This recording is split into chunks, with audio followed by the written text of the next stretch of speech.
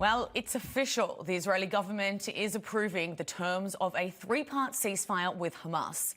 The Israeli cabinet approving the deal last night after their vote had been delayed over last-minute disputes with the terror organisation. Now, despite the setbacks, the ceasefire is expected to begin tomorrow with the release of 3 hostages.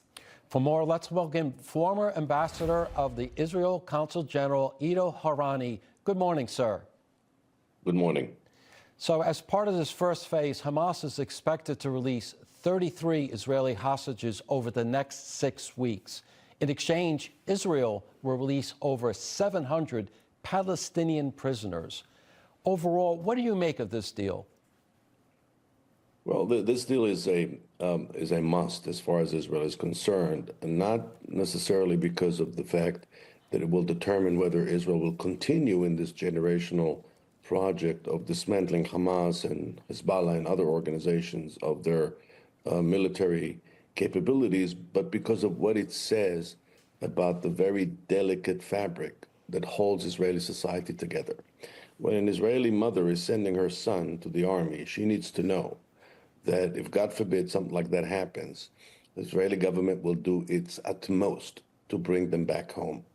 That's the secret sauce of Israeli society.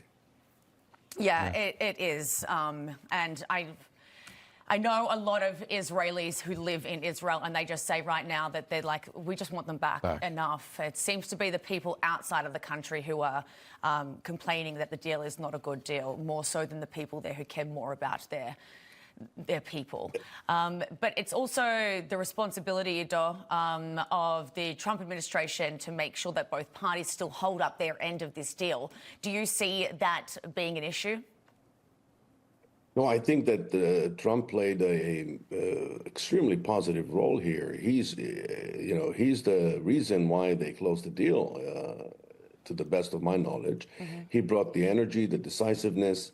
He made statements weeks ago about the need to finish things off before he enters the White House, and that's exactly what happened. And I think that by the force of his conviction, he brought about this deal. Although there's no guarantee, negotiators, are hoping that the second phase will begin as early as the 16th day of the ceasefire. Do you think this phase will see the release of male hostages and actually the IDF withdrawing from Gaza? Do you think this is at all achievable?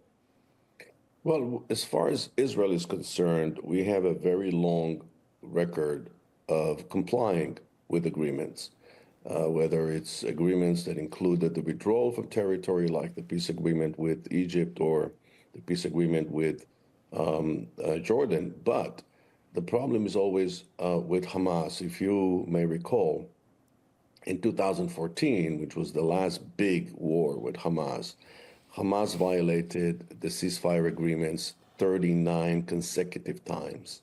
So we will believe when we see it. When we see the hostages, then we will believe. But until then, let's just hope that Hamas will comply with its side of the bargain. Totally. The third phase as well is mostly focused on rebuilding Gaza, though, after the war. What do you think a post-Gaza will look like? And do you think there will be any U.S. involvement? I hope so. The United States involvement would be critical in my view because of the United States experience.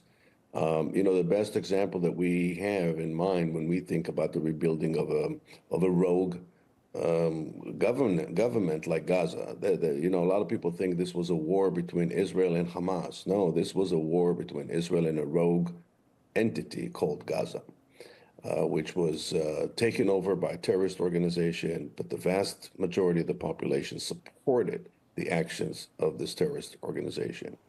And so we would need the support of every major actor who's interested in pitching in and helping. You need to rebuild everything from the educational system to the court system to the policing system, infrastructure, and of course, property. Everything will have to be rebuilt and hopefully rebuilt with different content.